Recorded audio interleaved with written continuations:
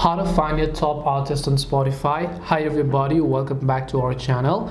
In today's video I'll guide you on how you can find your top artist on Spotify, so make sure to watch the video till the end.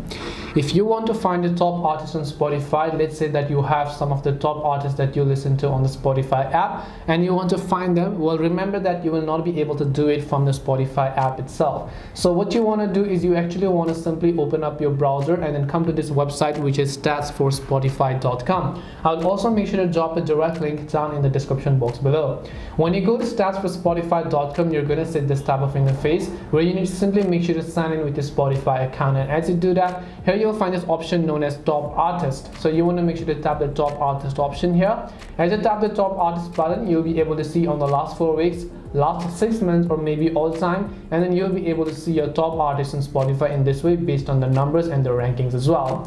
And this way you can basically go ahead and then actually find your top artists on Spotify. Hope this video was very helpful. If you have any questions, then feel free to leave them down. Thank you for watching till the end of this tutorial, and see you soon in the next video.